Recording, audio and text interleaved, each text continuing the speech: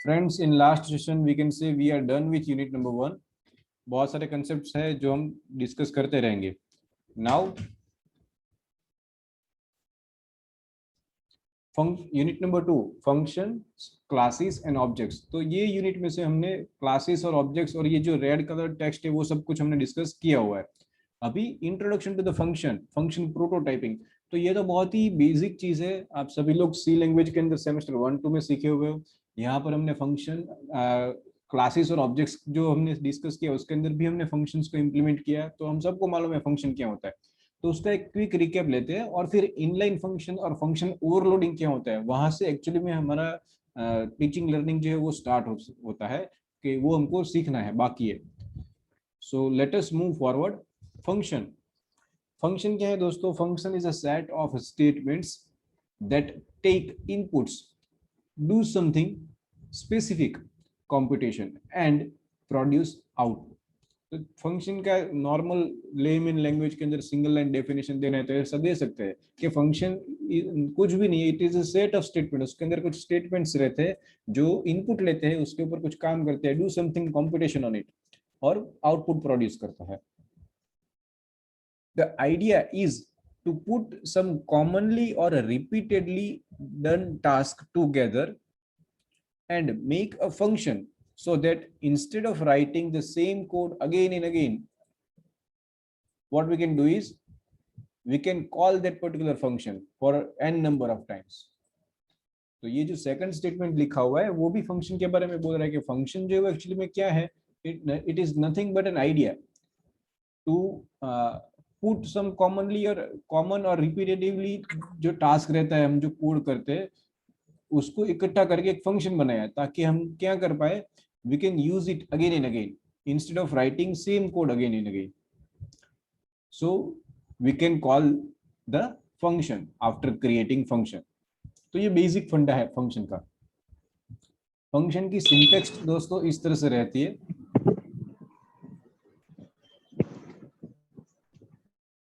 Function की syntax जो है वो इस तरह से रहती है। सबसे पहले हम उसकी रिटर्न डेटा टाइप लिखते हैं, फिर फंक्शन का नाम, फंक्शन की रिटर्न डेटा टाइप, फंक्शन का नाम, और फिर ब्रैकेट के अंदर list of arguments with appropriate data type, which is optional. कभी आर्ग्यूमेंट हो सकती है, कभी नहीं भी हो सकती है, तो उससे।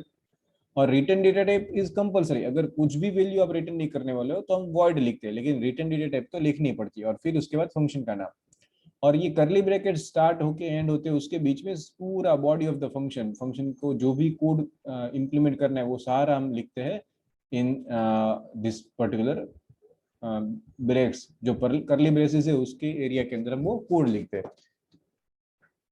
ये एक छोटा सा एग्जांपल है फंक्शन का। Include iostream.h। इंटीजर मतलब देखो वो सिंटेक्स के ऊपर से, रिटर्न डेटा टाइप मतलब ये फंक्शन इंटीजर वैल्यू रिटर्न करने वाला है, इसका नाम है मैक्स, और ये दो आर्ग्यूमेंट्स लेता है एक्स और वाई, और दोनों की टाइप है इंटीजर, दोनों को कॉमा से सेपरेट किया हुआ है। और ये करली ब्रैकेट स्टार्ट होते हैं और खत्म होते हैं, उसके बीच में उसका कोड है पूरा। फंक्शन को क्या करना है, function is checking if x is greater than y. अगर कंडीशन सही है इसका मतलब एक्स बड़ा है तो हम क्या रिटर्न करेंगे, x, otherwise we are going to return y. तो ये सिंपल सा कोड है। और ये दूसरा हमने फंक्शन यहाँ पर लिखा वॉइड मेन। तो वॉइड मेन फंक्शन के अंदर हम इंटीजर ए बी दो वेरिएबल्स डिक्लेयर करते हैं, और दोनों के अंदर अप्रोप्रिएट वैल्यू 10 एंड 20 हमने स्टोर की, and we are calling max function. ये इंटीजर m एक वेरिएबल लिया, is equal to max, bracket के अंदर a और b पास कर दिए, तो a और b 10 और 20 पास होंगे ये फंक्शन के पास, और फंक्शन उसके ऊपर कुछ ना कुछ कंपटीशन करके हमको रिटर्न करेगा। इन दोनों में से जो भी बड़ा नंबर होगा वो हमको रिटर्न में मिलेगा इन वेरिएबल m, और फिर उसको हम सी आउट करके बोल देते हैं कि भाई m is what the bigger number. ये थोड़ा यहाँ पर कटा हुआ है, m इज बिग ऐसा लिखा हुआ होना चाहिए, the number is big। So this is what the simple example of a function। Now let us move forward। एक और पॉइंट है जिसका नाम है फंक्शन प्रोटोटाइप। तो फंक्शन की प्रोटोटाइप किसको बोलते हैं, तो वो सिंपल फंक्शन का सिग्नेचर जिसके ऊपर से हमको मालूम पड़ जाए कि ये फंक्शन को क्या पैरामीटर पास करने और वो क्या रिटर्न करने वाला है, उतना इंफॉर्मेशन उनको मिल जाए तो उसको बोल सकते हैं फंक्शन प्रोटोटाइप। तो देखिए दोस्तों, हम ये जो यहाँ पर लिखा हुआ है, ये इतना इंफॉर्मेशन, इतना अगर हमको हमें कभी देखने को मिल जाए तो हम ऐसा सोच सकते हैं कि हाँ, ये कोई एक फंक्शन है जो इंटीजर वैल्यू रिटर्न करेगा और दो आर्ग्यूमेंट है, उसके दो नंबर्स वो इनपुट में एक्सेप्ट कर रहा है और उसके ऊपर कुछ काम करेगा, दैट्स ऑल। तो इसको हम बोल सकते हैं फंक्शन की प्रोटोटाइप। फंक्शन को डिक्लेयर जहां पर करते हैं, फंक्शन डिक्लेरेशन के अंदर जो स्टेटमेंट लिखा हुआ होता है उसको भी हम फंक्शन की प्रोटोटाइप बोलते हैं। तो चलो ये फंक्शन प्रोटोटाइप क्या है वो देखते हैं। A function prototype is a function declaration that specifies the data type of its argument and the parameter list. जो भी आर्ग्यूमेंट में देने वाले डेटा है उसकी डेटा टाइप स्पेसिफाई करेगा और पैरामीटर का लिस्ट।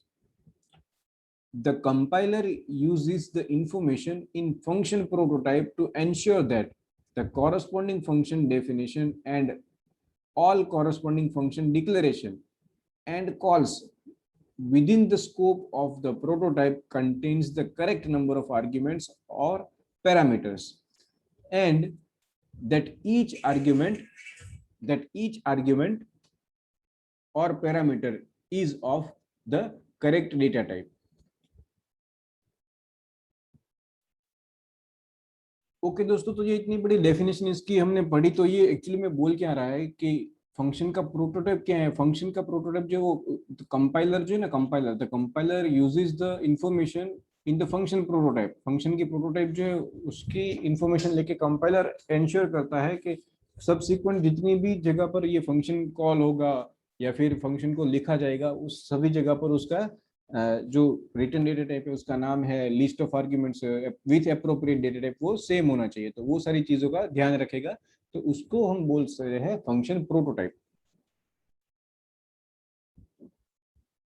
ओके, अभी ये नॉर्मल टॉपिक्स जो थे दोस्तों, फंक्शन क्या है, फंक्शन प्रोटोटाइपिंग क्या है, ये दोनों हमने डिस्कस किए और उसके एक छोटे छोटे एग्जांपल भी देखे हमने। अभी इनलाइन फंक्शन, तो इनलाइन फंक्शन क्या है उसके बारे में हम बातें करते हैं।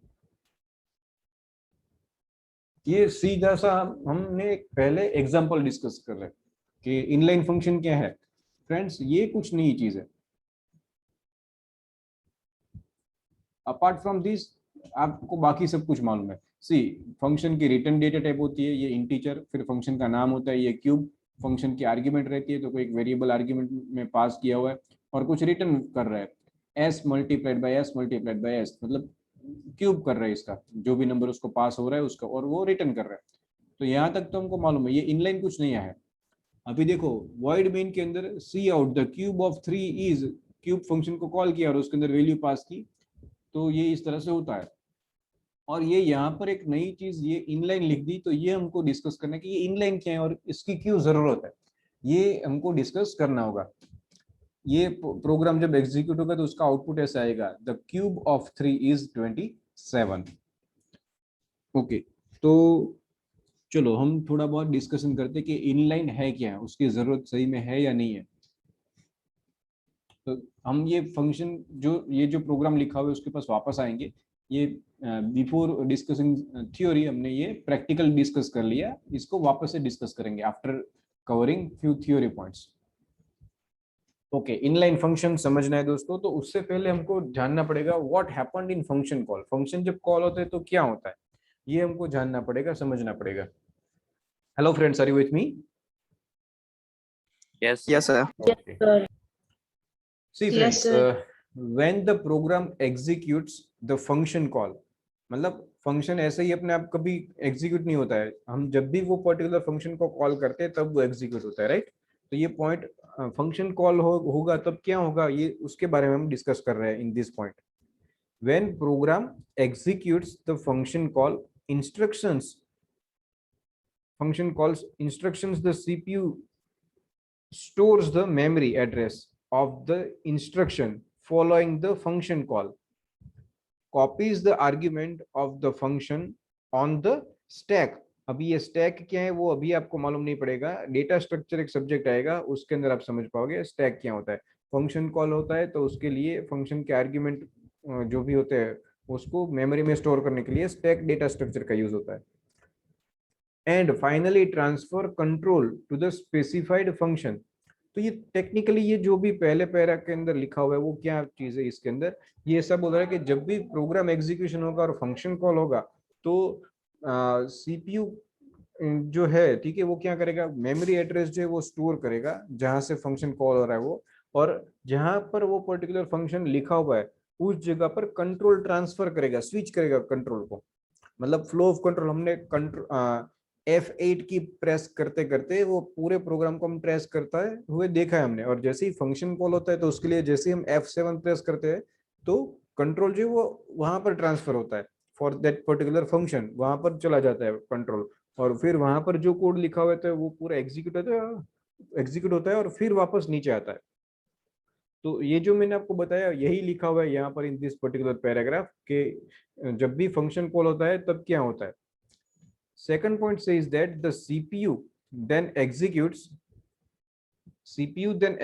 the function code, stores the function return value in predefined memory location or register memory and returns control to the calling function। जैसे ही सीपीयू ने फंक्शन का कोड जो है उसको एग्जीक्यूट कर लिया तो वो क्या करेगा, वो स्टोर करेगा फंक्शन जो भी रिटर्न करने वाला है उसकी वैल्यू जो है उसकी प्री डिफाइंड मेमोरी लोकेशन जो भी होगा उसका वहां पर जाके वो वैल्यू को स्टोर करेगा, और या फिर कोई रजिस्टर मेमोरी के अंदर स्टोर करेगा या कोई मेमोरी लोकेशन पे स्टोर करेगा, और फिर जहां से फंक्शन को कॉल किया था वहां पर कंट्रोल जो है वो वापस चला जाएगा। तो ये चीज होती है जब फंक्शन कॉल होता है।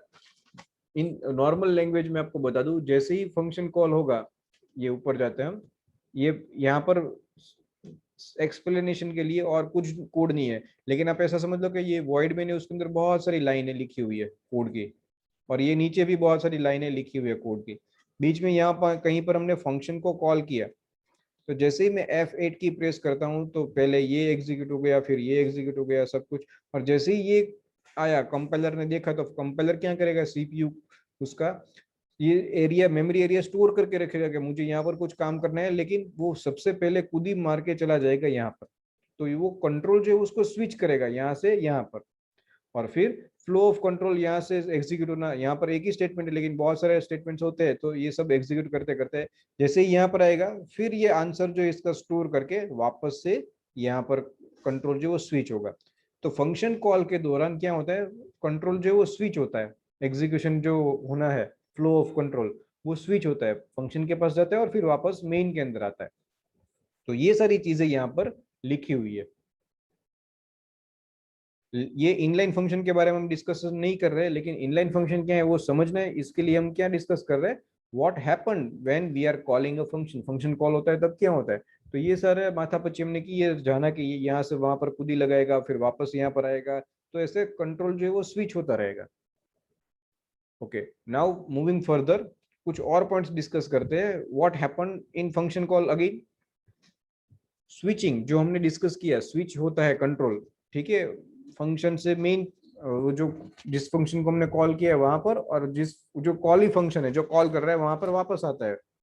So switching becomes overhead if the execution time of function is less than the switching time from the caller function to the called function और कॉली फंक्शन। ये पॉइंट जो है वो क्या कह रहा है दोस्तों, कि हमको इनलाइन फंक्शन की क्यों जरूरत है। स्विचिंग जो कर रहे हैं ना हम, ये खामखा हो रहा है, स्विचिंग के अंदर वापस से यहाँ पर जाते हैं। ये देखो ये क्या किया, यहाँ से वहां पर गया, इसके अंदर सिंपल कुछ नहीं है, ये 3 नंबर का ये जो नंबर दिया उसको 3 बार मल्टीप्लाई किया और कुछ नहीं है, और वापस यहाँ पर आया। तो in this case what will happen, ये स्विचिंग ये कंट्रोल यहाँ से यहाँ पर गया और वापस यहाँ से यहाँ आया, उसके अंदर जो टाइम लगा वो ज्यादा टाइम है उसके मुकाबले, कि ये कैलकुलेशन यहाँ पर जो हो गया उसके मुकाबले स्विचिंग का टाइम ज्यादा लगा। तो ये पुअर एग्जीक्यूशन है, ये ऐसा नहीं करना चाहिए हमको। अगर यहाँ पर बहुत हम प्राइम नंबर कैलकुलेट कर रहे हैं चलो, तो इसके अंदर बहुत सारा कोड भरा पड़ा हुआ है, तो वो सारा कोड एग्जीक्यूट होने में थोड़ा टाइम लगेगा, और फिर क्या होगा, वो पूरा कोड जो है वो एग्जीक्यूट होने के बाद एप्रोप्रिएट आंसर लेके वापस से फंक्शन जहां से कॉल किया वहां पर कंट्रोल आएगा। लेकिन इन दिस केस कैसा हो रहा है कि कंट्रोल को यहाँ से यहाँ पर ट्रांसफर होने में जितना टाइम लग रहा है और फिर वापस आने में जितना टाइम लग रहा है उससे ज्यादा, उससे कम टाइम तो उसको एग्जीक्यूशन में लग रहा है। Are you getting friends? ये समझ रहे हो आप? Yes sir. यस तो सर। ये एक ड्रॉबैक है, ये एक दिक्कत वाले पॉइंट है। तो अभी इसका सॉल्यूशन के लिए हम जाएंगे इनलाइन फंक्शन के पास। Okay, again let me read the first point again. Switching becomes overhead, switching करना ऊपर से नीचे, नीचे से ऊपर, वो ओवरहेड बन जाता है if the execution time of the function is less. Function का एग्जीक्यूट होने का छोटा, एक दो लाइन ही क्या है, उसके अंदर कुछ कोड है ही नहीं, तो वो एग्जीक्यूट होने में तो बहुत कम टाइम लगने वाला है कंपेयर टू स्विचिंग। तो वो ओवरहेड बन जाता है कि कॉलर फंक्शन से कॉली फंक्शन में स्विच करना। Now next point, for a small commonly used function, the time needed to make the function call is often a lot more than the time needed to actually execute the function code. This overhead occurs for a small function because execution time is a small execution time of a small function is less than the switching time. तो ये क्या बोल रहे हैं कि normally ऐसी कोई दिक्कत नहीं है कि हम बहुत बड़े बड़े फंक्शंस लिखते हैं, 3 नंबर में से बड़ा नंबर फाइंड करना है, कोई लूप घुमा के हमको बहुत सारी सीरीज प्रिंट करना है, प्राइम नंबर फाइंड आउट करके देना, तो इसके हम फंक्शंस बनाएंगे तो इट्स ओके। ये कंट्रोल जो वो स्विच होता है मेन फंक्शन से या फिर कोई भी जहां से फंक्शन को कॉल किया वहां से जहां पर एक्चुअली में फंक्शन लिखा हुआ है वहां पर कंट्रोल स्विच होता है और सारा कैलकुलेशन कंप्यूटेशन टास्क कंप्लीट करने के बाद आंसर लेके वापस आता है। तो ये नॉर्मली कॉमनली यूज प्रैक्टिस है तो इट्स ओके। लेकिन व्हेन फंक्शन एग्जीक्यूशन जो है वो बहुत ही छोटा है उस टाइम पे ये ओवरहेड बन जाता है, स्विचिंग होना। तो उसके लिए inline function is the solution. अभी हम समझ पाएंगे कि ये इनलाइन फंक्शन क्या होता है। ऐसे जितने भी फंक्शंस है जिसकी जिसकी वजह से वो स्विचिंग ओवरहेड हो जाता है, सिंगल लाइन एग्जीक्यूशन होता है फंक्शन के अंदर और कुछ है नहीं, जो हमने यहाँ पर क्यूब वाले एग्जांपल में देखा, एक लाइन का एग्जीक्यूशन है और कुछ है ही नहीं इसके अंदर, जो भी नंबर मिल रहा है उसको 3 बार सेम टू सेम वही नंबर से मल्टीप्लाई करके रिटर्न कर रहे हैं। तो सिंगल लाइन एग्जीक्यूशन ऐसा कोई भी फंक्शन है, ठीक है, तो उसको हम क्या कर सकते हैं, उसको हम इनलाइन फंक्शन बना सकते हैं दोस्तों। तो नाउ अभी हम इनलाइन फंक्शन क्या है उसके बारे में अभी डिस्कशन करना स्टार्ट करेंगे। What is inline function? Inline function is one of the most important feature of C++.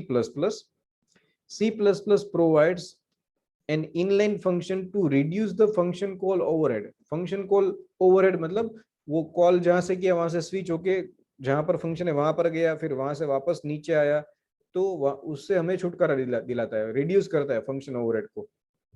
कैसे? Inline function is a function that is expanded in line when it is called. मतलब क्या? ये जो point लिखा हुआ है उसका क्या मतलब है वो हम समझते हैं, वापस से फंक्शन में जाते हैं।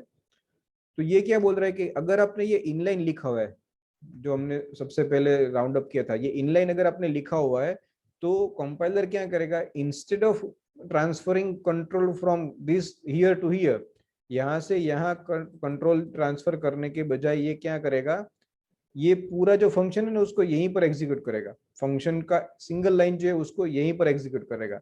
तो वो वहां पर कंट्रोल गया फिर वहां से वापस आया वैसा नहीं होगा। लेकिन वो कब हो पाएगा? If you are mentioning inline in front of it. So second, this third point says inline function is a function that expands in line, वो पर्टिकुलर लाइन जहां से उसको कॉल किया वहां पर एक्सपांड हो जाएगा जब भी उसको कॉल किया जाएगा। When the inline function is called, whole code of the inline function gets inserted or substituted at the point of inline function call. जब भी इनलाइन फंक्शन को कॉल किया जाएगा तो वो क्या करेगा, उसका जो भी कोड है उसको वहां पर इंसर्ट कर देगा जहां से उसको कॉल किया गया है, या तो सब्स्टिट्यूट मतलब वो जो कॉल किया हुआ है उससे रिप्लेस करके अपना कोड वहां पर डाल देगा, उतना काम करेगा, वहां पर जाएगा और वापस आएगा ऐसा नहीं करेगा। तो इनलाइन फंक्शन अगर आगे लिखा हुआ है तो वो क्या करेगा, वो फंक्शन ओवरहेड जो स्विचिंग ओवरहेड है उसको रिड्यूस करके सीधा वहीं पर सारा चीज इंसर्ट कर देगा जो फंक्शन को काम करना है वो। This substitution is performed by C++ compiler at compile time. तो जब भी हमारा प्रोग्राम कंपाइल होता है वो उस टाइम पे C++ का कंपाइलर है, ये इसकी माथा पच्ची है, वो देखेगा कि ये इनलाइन लिखा हुआ है तो मुझे इसको यहाँ पर एक्सपांड करना है, नहीं कि वो जो फ्लो ऑफ कंट्रोल है उसको स्विच करना है उस तरफ. इनलाइन फंक्शन में increase efficiency if it is small. मतलब इनलाइन फंक्शन जो है वो एफिशिएंसी जो है वो इंक्रीज करेगा, लेकिन वो क्या के उसका अमाउंट कैसा रहेगा, बहुत ही स्मॉल अमाउंट रहेगा. एफिशिएंसी जो इंक्रीज होगी उसका हम रियल नेकेड आई से उसको मेजर नहीं कर पाएंगे कि इनलाइन फंक्शन लिखा मैंने तो प्रोग्राम जल्दी एग्जीक्यूट हो गया. वो जो भी एफिशिएंसी इंप्रूव होगी वो माइक्रो मिली सेकंड के अंदर हमको कुछ चेंजेस देखने को मिल सकता है. तो ये बेनिफिट है इनलाइन फंक्शन का. ओके, अभी कुछ प्रॉब्लम है. इनलाइन फंक्शन कब कंसिडर किया जाएगा? इनलाइन फंक्शन जो है ना फ्रेंड्स, वो सिंपल कुछ नहीं है, सिर्फ फंक्शन जो है उसके आगे ये इनलाइन लिख देना है, मतलब वो इनलाइन हो गया. लेकिन इनलाइन लिखने से हम क्या कर रहे हैं, we are requesting, we are not commanding. देखिए ये पॉइंट क्या बोल रहा है, inline function is only a request to the compiler, not a command. Compiler की ये प्रिविलेज में आता है कि वो डिसाइड करे कि ये फंक्शन को इनलाइन होना चाहिए या नहीं होना चाहिए. क्यों? क्योंकि आप तो इनलाइन किसी भी फंक्शन के आगे लिख सकते हो. आपने बहुत बड़ी फॉर लूप घुमाई है, बहुत सारा लंबा लंबा कोड लिखा हुआ है, वो फंक्शन के आगे भी अगर आप इनलाइन लिख दो तो लिखने के टाइम पे आपको कोई रोकने वाला है नहीं. लेकिन जब भी कंपाइलर उसको जाके देखेगा तो वो तो चौक जाएगा कि इतना बड़ा कोड है तो ये इसको इनलाइन कैसे कंसिडर करें. तो ये कंपाइलर के परव्यू में आता है कि वो चेक करेगा कि भले ही आपने इनलाइन लिखा हुआ है लेकिन वाकई में ये फंक्शन ऐसा है कि जिसको हम एक्सपांड कर सकते हैं, जहां कहीं से भी इसको कॉल किया जाता है वहां पर, तो ही इसको इनलाइन कंसिडर किया जाएगा, अदरवाइज नॉट.